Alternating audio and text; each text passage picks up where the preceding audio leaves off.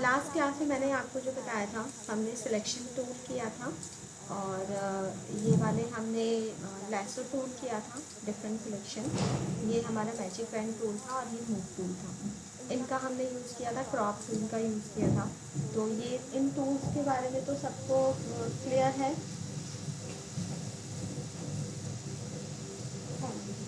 तो ठीक है, हम आगे करते हैं। आगे करने के लिए सबसे पहले मैं स्टार्टिंग में कोई एक हाँ हाँ जी हाँ जी बताइए।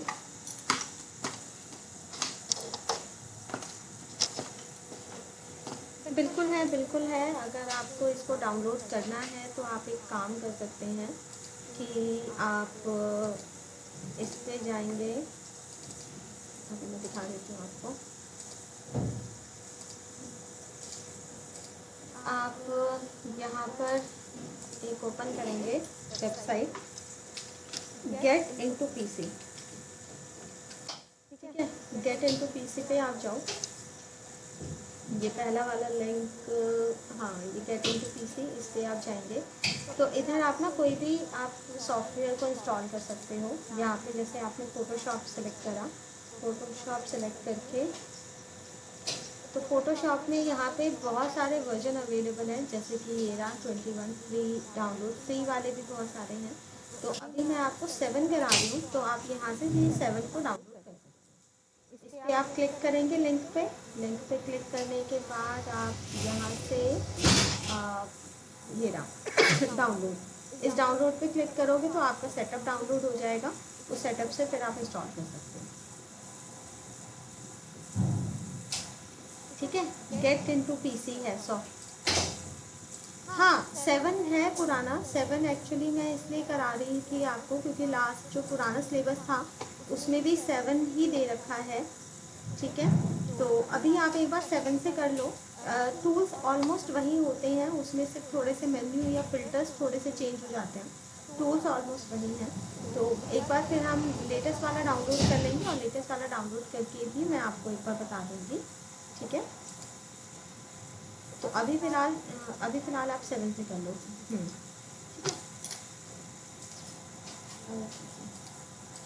चलिए, तो अब हमारा फ़ोटोशॉप के अंदर एक हम कोई भी इमेज ओपन करते हैं। ठीक है, अच्छा सबसे पहले जब भी आप कोई इमेज ओपन करें उस इमेज की ना एक डुप्लीकेट कॉपी ज़रूर बना लें, अगर उस इमेज पे आप डायरेक्टली कोई काम करते हैं। जैसे हमने डुप्लीकेट कॉपी बना ली और उस ओरिजिनल इमेज को क्लोज कर दो। इससे क्या होगा कि जैसे मान लो इस इमेज पे अगर आप कोई एडिटिंग कर देते हो और गलती से अगर वो सेव हो जाता है तो ओरिजिनल इमेज ख़राब हो जाएगी। तो ओरिजिनल इमेज पे कोई इफ़ेक्ट ना आए इसलिए हम उसकी डुप्लीकेट कॉपी बना लेते हैं ताकि हमारी ओरिजिनल जो इमेज है वो हमारी सही रहे। ठीक है, ये कर लेना।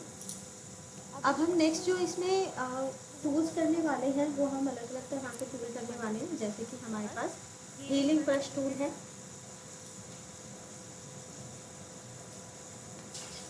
ये वाला है first healing brush tool, patch tool, इसका यूज़ करेंगे। पहला हमारा हीलिंग ब्रश टूल का मतलब इसका यूज़ होता है कि जैसे ये जो हमारा कर्सर आ रहा है, इस कर्सर को बढ़ाने के लिए कंट्रोल के साथ, इस कर्सर को बढ़ाने के लिए एक तो यहाँ पे ये डायमीटर है, आप इसको बढ़ा सकते हो। ठीक है, ये हमारा कर्सर बढ़ गया। इसमें क्या होता है कि सबसे पहले ना आप ऑल्ट के साथ ना क्लिक करें किसी भी एक जगह पे। जैसे मैंने ऑल्ट ऑल्ट प्रेस करा, ऑल्ट प्रेस करते ही कर्सर कुछ इस टाइप का हो जाएगा और मैंने किसी एक जगह पे क्लिक कर दिया। क्लिक करते ही आप उसको किसी और पेज पे, जैसे हम एक न्यू पेज ले लेते हैं, न्यू पेज पे जाके जब आप इसको यहाँ पर जब इस तरह से आप ब्रश को मूव करते हो तो ये क्या हो जाता है, ये आपका जो इमेज जहाँ से हमने लिया था वो सोर्स से यहाँ पे क्या कर देता है, कॉपी कर देता है। ठीक है, आप दोबारा से क्लिक करोगे तो दोबारा ये वहीं से स्टार्ट करेगा जहाँ से आपने इसको सोर्स उठाया था। तो अब देखो मैंने दोबारा से यहाँ पे क्लिक कर दिया तो अब ये वही सोर्स से उठा रहा है जहाँ से हमने लिया था। तो ये आपका हीलिंग ब्रश टूल होता है। हीलिंग ब्रश टूल आपके सोर्स से आप कॉपी करो और वो किसी भी जगह पे, किसी भी डेस्टिनेशन पे आप इसको ले सकते हैं। ये होता है हीलिंग ब्रश टूल। ये बेसिकली बैकग्राउंड बनाने के लिए यूज होता है। यहाँ पे लेयर पे आप देख भी रहे होंगे कि लेयर में जो ये सारा इंसर्ट हुआ, ये आपका बैकग्राउंड पे इंसर्ट होता है, आप इसको चेंज नहीं कर सकते, ठीक है। दूसरा इसमें यूज होता है पैच टूल। पैच टूल का यूज ज़्यादातर पैचेस को ठीक करने के लिए यूज किया जाता है। जो भी हमारे जैसे अगर कहीं पे कोई पैचेस हैं तो उसको ठीक करने के लिए यूज़ किया जाएगा। एग्जाम्पल अगर मैं आपको लेती हूँ, तो हमने ये वाली पिक्चर ओपन कर लेते हैं, ठीक है। इस पिक्चर को मैं जूम कर लेती हूँ, ओके। डुप्लीकेट कॉपी बना लेते हैं पहले, पोस्ट कर देते हैं, इसको मैंने जूम कर दिया। अब देखो पैच टूल के अंदर क्या होता है कि जैसे ये वाइट कलर का एक पैच है, इस पैच को मुझे हटाना है और इसका कलर बिल्कुल सेम ऐसे जो वॉल की दीवार है, बिल्कुल कैसे वाली, मतलब जो वॉल का कलर है उस कलर के अकॉर्डिंग मूव करना है, बिल्कुल दीवार के कलर। तो हम इसको पैच टूल का यूज़ करके कर सकते हैं। पैच टूल पे जाएंगे, ये एक पैच मैंने सिलेक्ट कर दिया, ठीक है, पैच सिलेक्ट करा और इसको यहाँ से उठा के हम इस पर क्लिक कर देते हैं सोर्स पे। तो देखो आपका वो जो पैच था वो हट गया। इसी तरह इसको सिलेक्ट करके यहाँ पे क्लिक कर दो, तो जहाँ से आप छोड़ते हो ना, जिस जगह पे डेस्टिनेशन, वो वहाँ से उठा देता है, ठीक है। यहाँ पे आप ऊपर देख रहे होंगे, इसमें कुछ ऑप्शन आते हैं, ये आता है सोर्स, ये दूसरा आता है डेस्टिनेशन। ये सोर्स एंड डेस्टिनेशन का भी फर्क है। जो अभी हमने सोर्स सिलेक्ट किया था वो सोर्स इधर है। डेस्टिनेशन में क्या होता है, अगर आप डेस्टिनेशन सिलेक्ट करते हैं तो मान लीजिए ये एक पैच है जो इसके यहाँ पे, इस पैच को मुझे उठा के इसकी कॉपी बनानी है, पैच की कॉपी बनानी है। तो हम पैच उठा के ऐसे दूसरी जगह पे कॉपी बनाएंगे तो देखो वो वहाँ पे भी आ गया। तो सोर्स से क्या होता है कि जिस सोर्स से आप उठा रहे हो वो सोर्स उस जगह पे पहुँच जाता है और डेस्टिनेशन में उसकी डुप्लीकेट पैच बन जाता है, ठीक है। तो इस तरह से आप यहाँ पे पैच टूल का यूज़ करेंगे। इसको मैं सोर्स लेके दोबारा से इस पैच को हटा दूँ, इस पैच को सिलेक्ट करा मैंने यहाँ से लिया तो ये पैच हट गया। इस पैच को सिलेक्ट करके हम ये पैच हटा देते हैं, ठीक है। तो ये यहाँ से हट जाएगा। तो थोड़ा सा आप ऑन कर लो।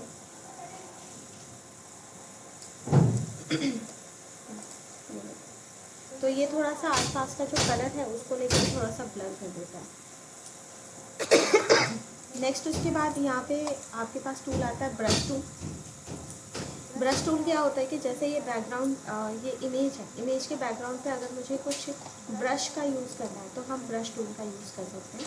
यहाँ पे आपका ब्रश आता है, ब्रश का डायमीटर आप बढ़ा सकते हो, ब्रश आपको किस टाइप का लेना है या अलग अलग टाइप के ब्रश आते हैं आप वो ले सकते हैं। डिफरेंट डिज़ाइन के ब्रश आते हैं, आप ये डिज़ाइन वाले ब्रश ले सकते हो। जैसे मैंने ये लिया, मैं इसका डायमीटर थोड़ा छोटा कर देती हूँ और ये देखो इस तरह का ये बैकग्राउंड पे आपको दिख रहा होगा थोड़े लीव्स आ गए। इसका कलर आपका ये फोरग्राउंड कलर से डिसाइड होता है। आप यहाँ पे जैसे अगर डार्कन कलर ले लेते हैं, जैसे मैंने ग्रीन में डार्क कलर दे दिया अब फिर हम क्लिक करते हैं तो देखो ग्रीन कलर के ये ब्रश यूज़ होगा। तो ये बैकग्राउंड को थोड़ा सा आप चेंज करने के लिए यूज़ कर सकते हैं। इसमें और टाइप के भी आपके ब्रश हो गए, जैसे ये ब्रश आता है।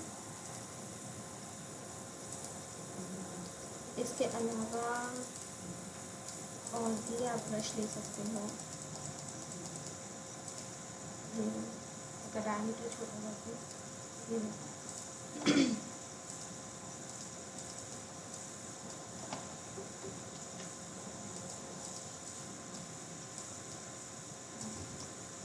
इस तरह से आप डिफरेंट ब्रशेस का यूज़ कर सकते हैं बैकग्राउंड को बनाने के लिए। ब्रश के बाद नेक्स्ट आता है पेंसिल टूल। पेंसिल टूल में भी आपका इसी तरह से ब्रश ही यूज़ होता है। यहाँ पर आप डायमीटर आप बढ़ा दो, इधर भी डिफरेंट टाइप के आपके पेंसिल आ गए, जिससे मैंने ये लिया और यहाँ पे। लेकिन जो पेंसिल टूल होता है वो आपका बहुत अच्छे से, उससे ज़्यादा जो आपका है ये ब्रश टूल यूज होता है।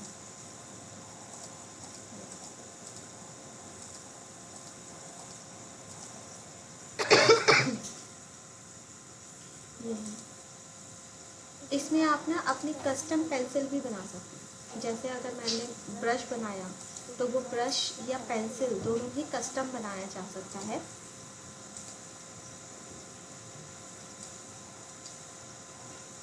कस्टम बनाने के लिए हम क्या करेंगे, ये साथ के साथ भी आपको बता दूँ।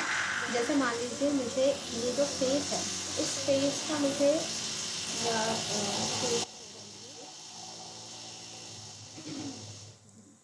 ये जो है पिजन, इस पिजन का मुझे ब्रश बनाना है। तो हम क्या करते हैं, हम इसको सिलेक्ट करते हैं पिजन का जो एरिया आपको ब्रश बनाना है उसको, ठीक है। और इसमें हम क्या करते हैं, सिलेक्ट कर लिया। सिलेक्ट करने के बाद यहाँ आप एडिट में जाओ और एडिट में एक ऑप्शन आता है डिफाइन ब्रश।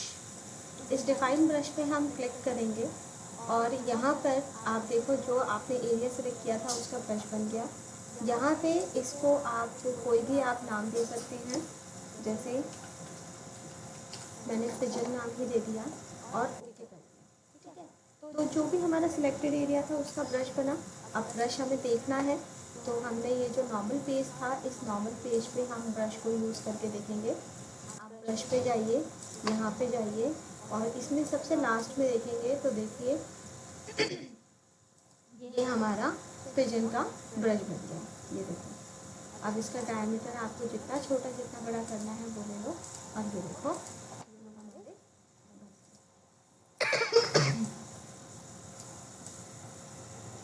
आप यहाँ से कलर चूज़ कर लो, ये देखो, ठीक है। इस तरह से आप ऐसे करेंगे तो बहुत सारे एक साथ आ गए, सिंगल करेंगे तो सिंगल सिंगल ये ब्रश दिख रहा है। तो इस तरह से आप अपना कस्टम ब्रश भी बना सकते हैं। नेक्स्ट उसके बाद आता है क्लोन स्टैम्प टूल। ये क्लोन स्टैम्प टूल क्या है, जैसे हमने हीलिंग ब्रश टूल यूज़ किया था। हीलिंग ब्रश टूल का था कि जो भी सोर्स से कॉपी कर रहे थे तो यहाँ पे ये स्टोर हो रहा था, बट इसमें थोड़े लाइटनिंग इफेक्ट आ रहा है। एज इट इज़ डेटा नहीं आ रहा है, लाइटनिंग इफेक्ट आता है। तो यहाँ पे जो क्लोन स्टैम्प टूल है ये भी बिल्कुल इसी तरह से काम करता है, बट ये क्लोनिंग करता है, ये क्लोन बना देता है उसका। जैसे कि अगर ये पूरा पेज है, इस पूरे पेज को मैं सिलेक्ट करके मैं डिलीट कर दूँ, मतलब मुझे ये बैकग्राउंड हटाना है तो मैंने डिलीट कर दिया। डिलीट करके या आप इसको वाइट बैकग्राउंड कर दो और फिर डिलीट कर दो।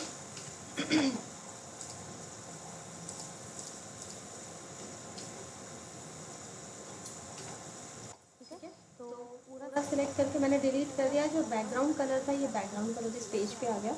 अब हम क्या कर रहे हैं, जो ये पिजन था इसी का ही यूज़ कर रहे हैं हम क्लोन स्टैम्प टूल में। क्लोन स्टैम्प टूल पे जाओ। पिछली बार मैंने इसकी क्लोनिंग की थी आइस से, इस बार मैं क्लोनिंग कर रही हूँ बीच के, इसके बिल्कुल बीच के पार्ट से। यहाँ पे आप बिल्कुल बीच पार्ट पे इसका कर्सर रखेंगे, ऑल्ट के साथ क्लिक करेंगे। ऑल्ट के साथ देखो कर्सर चेंज हो गया। आप ऑल्ट के साथ इस पर क्लिक करो और क्लिक करते ही आप इस पेज पे आओ। इस पेज पे अब हम जहाँ से भी आपको स्टार्ट करना है, जैसे मैंने 20 से लिया था तो हम 20 से ही करते हैं, बट इसका जो डायमीटर है उसको बढ़ा देते हैं थोड़ा। और अब आप इसको देखो, ये जो बना, जैसे मैंने एक बारी में इसको करा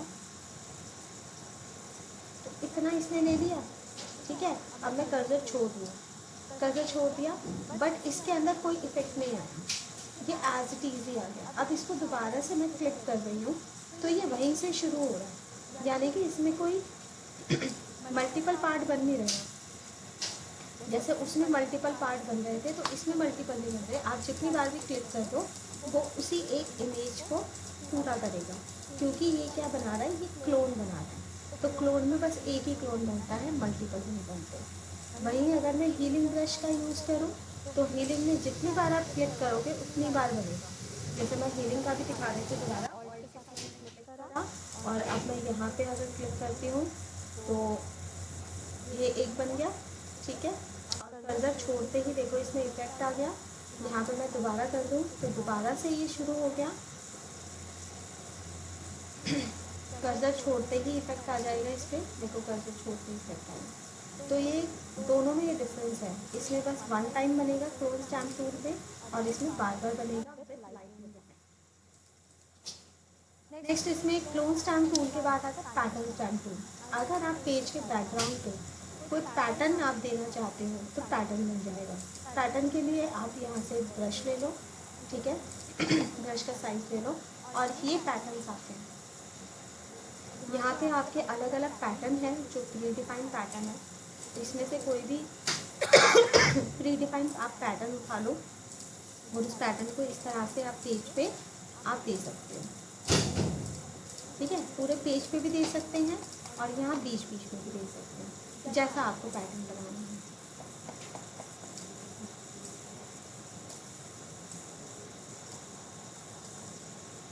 ठीक है। तो इस तरह से आप पैटर्न का यूज़ कर सकते हैं, पैटर्न स्टैम्प। नेक्स्ट उसके बाद इसमें आता है जो नेक्स्ट ब्रश हमारा है वो है हिस्ट्री ब्रश टूल।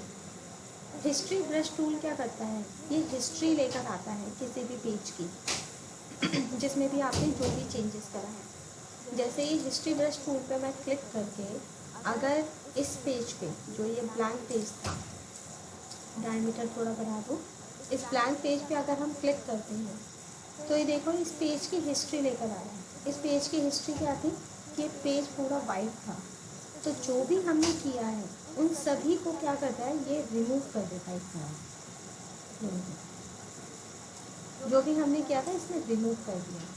ये हिस्ट्री ब्रश टूल है, यहाँ पे यूज़ करेंगे। जैसे इस इमेज पे जो हमने ये यूज़ किया था, इस पर अगर आप हिस्ट्री ब्रश टूल लेकर आओगे तो देखो जो पैचेस हमने हटाए थे वो भी आ गए, जो हमने ब्रश जो हमने आर्ट यूज़ किया था वो भी आ गए।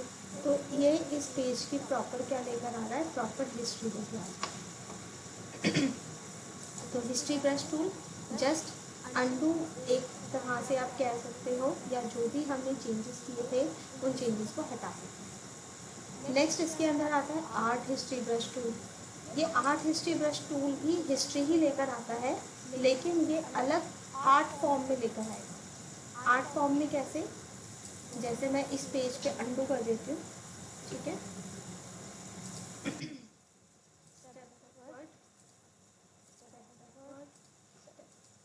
तो यहाँ पे ये चीज़ था, मतलब जो मैंने हिस्ट्री से हटाया था मैं उसको वापस लेकर आ गई और मैंने आर्ट हिस्ट्री ब्रश यूज़ करा। इस पर जैसे ही आप क्लिक करोगे ना तो देखो ये हिस्ट्री तो लेकर आ रहा है, लेकिन ये अलग डिज़ाइन में लेकर आ रहा है। डिज़ाइन क्या, ये ब्रश का यूज़ करता है। यहाँ से ब्रश अगर आप चेंज कर लो, ठीक है, जैसे मैंने पिजन वाला ब्रश ही दिया तो ये पिजन वाले फॉर्म में देखो हिस्ट्री लेकर आएगा। छोटा कर दो, ये देखो पिजन वाले फॉर्म में हिस्ट्री लेकर आता है। तो ये थोड़ा डिज़ाइन में हम आपकी जो है डिलीट करेगा पेज पे जो भी वर्किंग की गई है। जैसा भी आप ब्रश यूज़ करते हैं उसी टाइप की ये हिस्ट्री लेकर आता है। ये देखो, ठीक है, स्टार लिया तो स्टार में चेंज कर रहा है। ये हो गया हिस्ट्री ब्रश को। नेक्स्ट उसके बाद आपका आता है इरेज़र।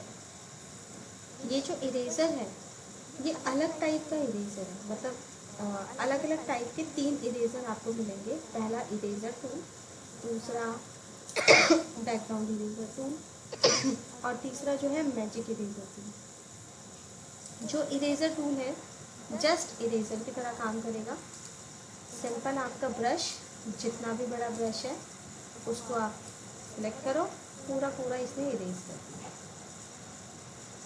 ठीक है।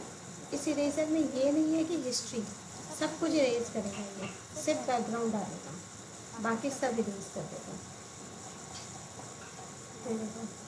अगर मैं यही इरेजर टूल अगर इस पे यूज़ कर रही हूँ, ये तो ओरिजिनल इमेज है, नॉर्मल मतलब कॉपी बनाई गई है। बट अगर मैं इस पर भी इरेज करूँगी तो ये इस इमेज का भी इरेज कर देंगे, तो यहाँ पे भी ये इरेज कर देगा। तो इरेजर टूल आपका प्रॉपर इरेज करने के लिए है। दूसरा आता है बैकग्राउंड इरेजर टूल। जो बैकग्राउंड इरेजर टूल है ये बैकग्राउंड को भी इरेज करेगा। जैसे ये पेज था, हमने नॉर्मल इरेजर से इसकी वर्किंग इरेज कर दी,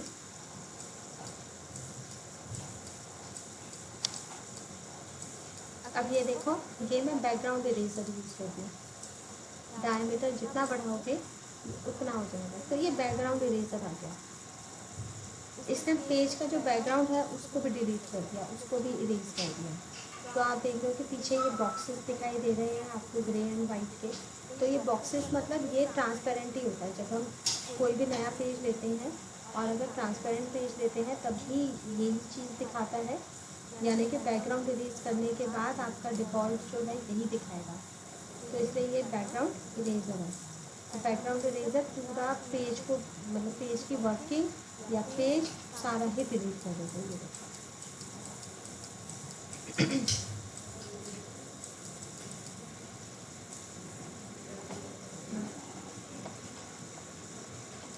इरेज कर दिया इसने। तीसरा इरेजर है मैजिक इरेजर टूल। ये मैजिक इरेजर टूल क्या करता है, बिल्कुल उसी तरह काम करता है जैसे कि ये second option magic pen tool काम करता है। मैजिक पेन टूल में क्या है कि उसको सिंगल कलर जहाँ जहाँ मिलेगा वो सब इरेज कर देगा।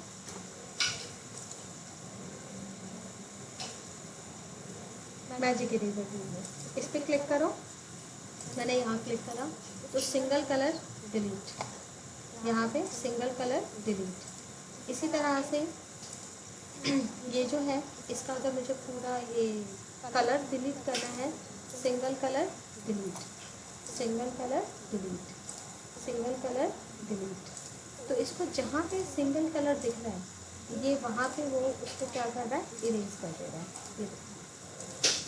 ठीक है, इसको कलर मैच होना चाहिए। तो इस तरह से हमारा क्या हो गया, देखो ये सारा ही हमने डिलीट कर दिया।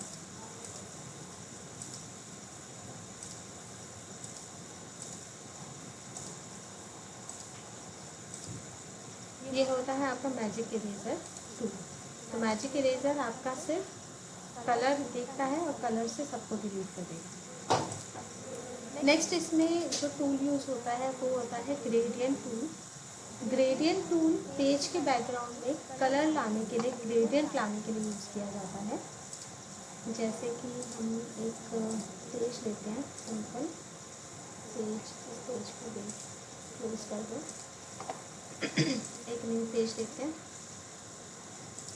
ठीक है। अब इस पेज के बैकग्राउंड पे मुझे कुछ कलर डालना है, ठीक है। तो वो कलर हम कैसे करेंगे,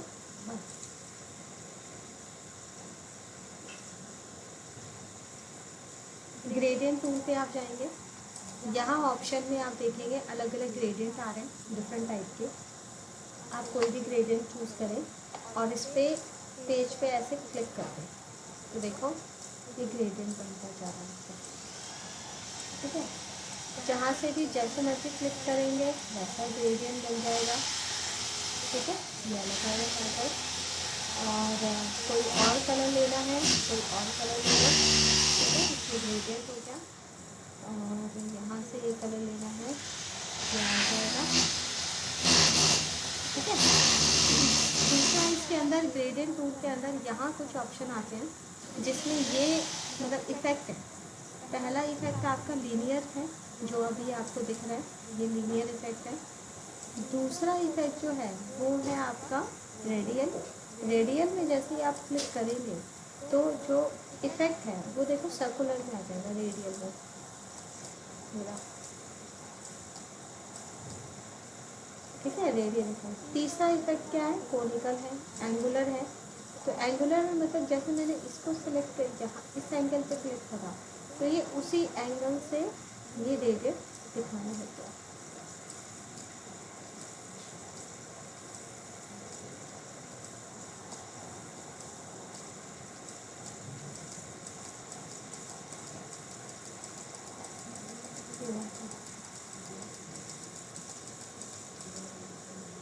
नेक्स्ट उसके बाद आता है इसमें रिफ्लेक्टेड ग्रेडियंट। रिफ्लेक्टेड ग्रेडियंट पे क्लिक करो तो ये ग्रेडियंट का रिफ्लेक्ट दिखाओ। लास्ट जो है वो हमारा है डायमंड ग्रेडियंट। डायमंड ग्रेडियंट पे क्लिक करेंगे तो जो ग्रेडियंट आएगा वो डायमंड शेप में आपको आएगा। डायमंड का हो, रेक्टेंगुलर का हो, तो इस शेप में आपका शो करता है। ठीक है, तो पेज का बैकग्राउंड बनाने के लिए हमारे पास अलग अलग ग्रेडियंट है। इस ग्रेडियंट में अगर आप अपना ग्रेडियंट बनाना चाहते हैं, ठीक है, अपनी तरफ से, तो यहाँ पर हम इस ग्रेडियंट पर डबल क्लिक करेंगे और डबल क्लिक करने के बाद यहाँ पे आप एक न्यू पे क्लिक करेंगे और न्यू पे बेसिकली क्लिक नहीं करना है, यहाँ पे आपको नाम देना है। ठीक है, तो मैंने नाम दे दिया, मैंने अपने नाम से बना दिया। और यहाँ जितने भी पॉइंट हैं, इस पॉइंट में आपको अलग अलग कलर देना। जैसे ये पॉइंट है, इस कलर को मैं चेंज कर देती हूँ, इसमें इस कलर को चेंज करते हैं।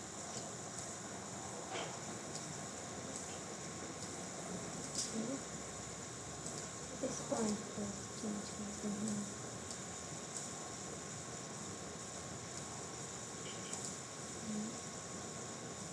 इस पर क्लिक करो, यहाँ कलर करो।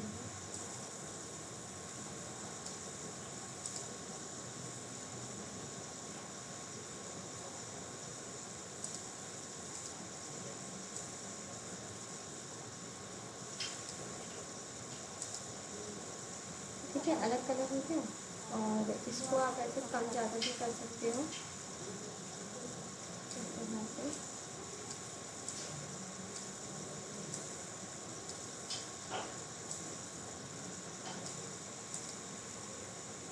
ये जो ऊपर वाला है ट्रांसपेरेंसी के लिए यूज़ होता है, कितना ट्रांसपेरेंट आपको करना है।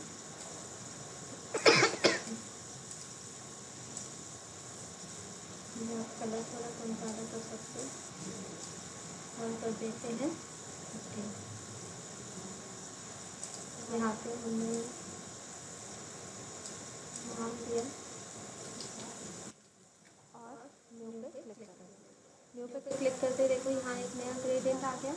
ओके, इसको सिलेक्ट करके ओके कर दो और फिर इसको तो देखो ये आ गया नॉर्मल।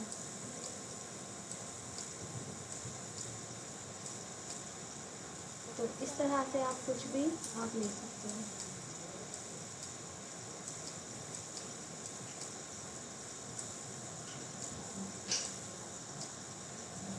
ये ग्रेडियंट है। ग्रेडियंट टूल के बाद नेक्स्ट आता है पेंट बकेट टूल। इसमें आपको सिंगल कलर फिल कर सकते हो।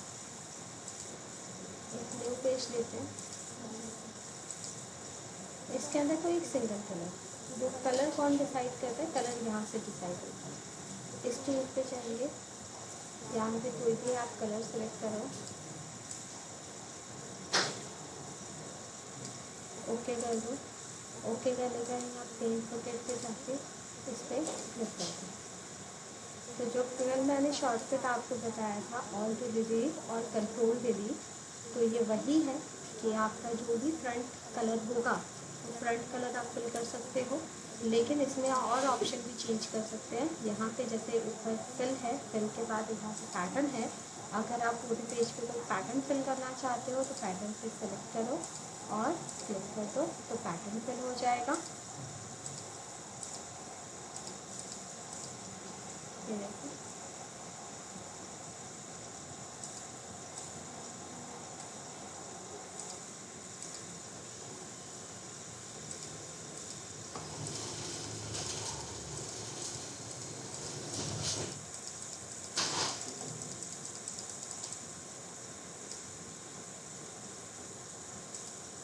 कलर लेना है, कलर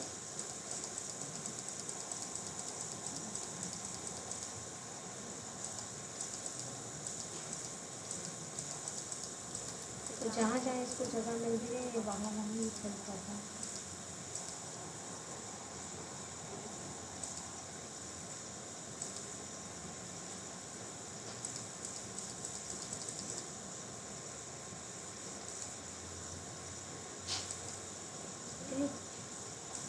नेक्स्ट उसके बाद आता है ब्लर। चलिए इन दोनों टूल को फिर मैं नेक्स्ट क्लास में बताऊँगी, नेक्स्ट क्लास में बाकी टूल्स बताऊँगी। तो ये वाले टूल समझ में आ गए सबको? कोई कंफ्यूजन तो नहीं होगी ना?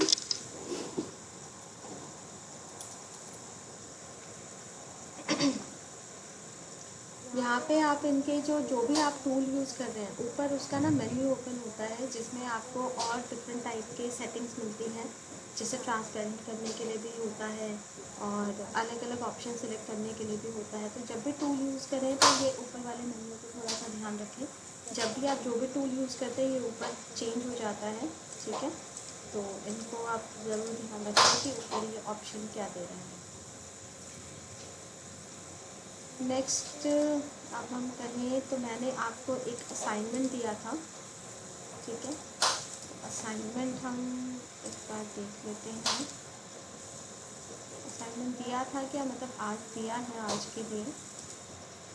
तो आपको ये वाला असाइनमेंट करना है, ठीक है?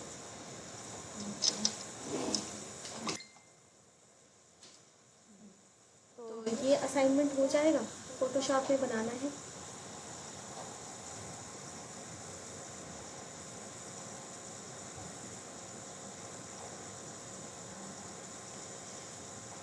यस बताइए।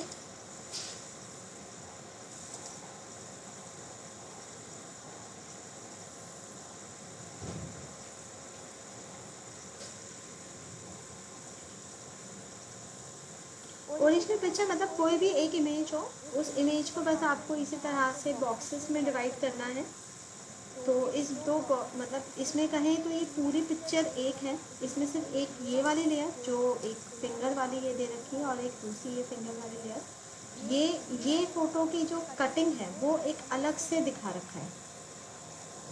और इसके पीछे जो है इमेज मतलब बैकग्राउंड वाला कलर ही है और ये फिंगर इसके अंदर ऐड कर रखा है। तो ऐसी अगर आपके सिस्टम पे कोई इमेज हो सिंपल फेस वाली, तो उसको आप लेके कर सकते हो। बनाना फोटोशॉप में ही है या किसी भी इमेज को आप कर सकते हो इसमें। कैसे बनाएंगे, थोड़ा सा मैं आइडिया दे देती हूँ आपको कि आपको, जैसे मैं ये इमेज लेती हूँ, ठीक है? इसकी डुप्लीकेट कॉपी बना लेती हूँ। अब देखो आपको क्या करना है, जैसे ये लिया, आपको जो पूरी इमेज है ना उसको इक्वल 4 साइज़ में आपको डिवाइड करनी है। तो इक्वल साइज़ में ये देखना कि जो हमारी इमेज है वो इक्वल साइज़ में ही कट हो। पहले हमारी कट ये हो गई, ठीक है? इसको मैंने उठा के मूव टूल से क्या करा, इसको उठा के मूव कर दिया इधर, ठीक है? Control D.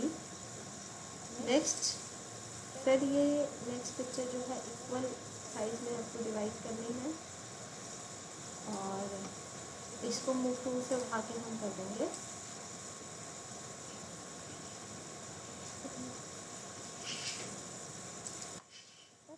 यही तो इमेज थी।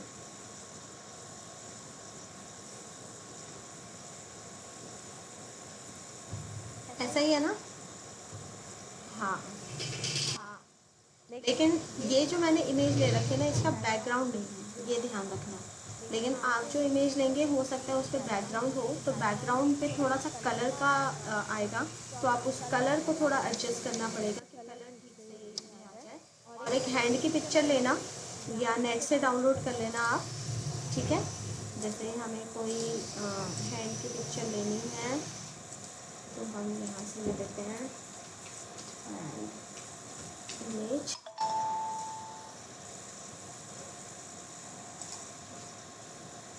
तो यहाँ से जो पॉइंटिंग वाली इमेज होगी वो आप लो, जैसे कि ये इमेज ले लो, ठीक है?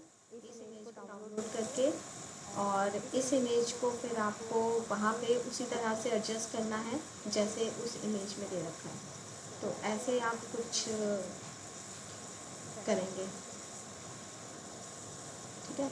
इस इमेज को डाउनलोड करो। इस इमेज को फिर आप क्या करेंगे, इस इमेज को आपको यहाँ पे लगाना है, यहाँ पर एक इधर लगा दो, एक इधर लगा दो।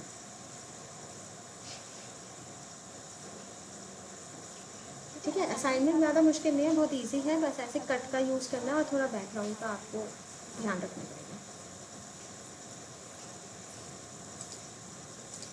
ठीक है,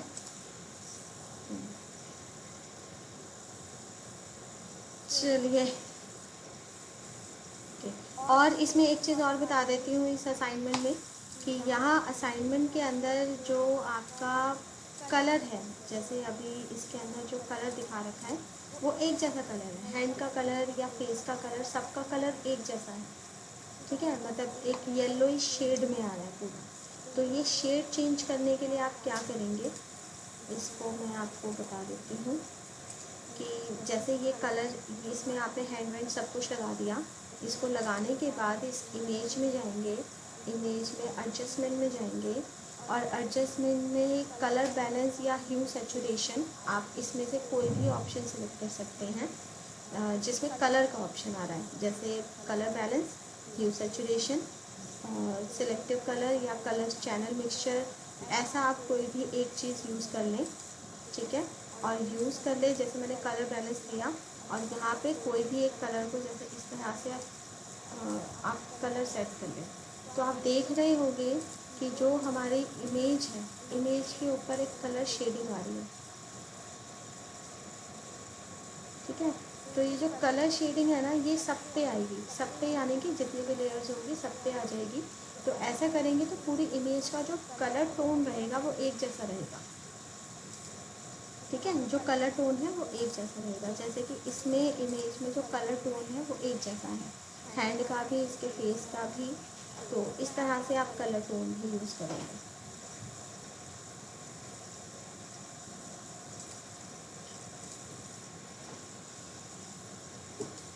ठीक है, क्लियर हो गया।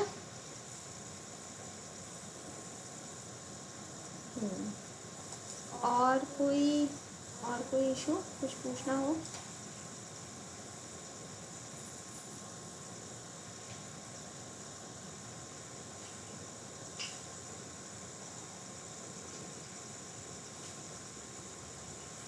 ओके, चलिए ठीक है।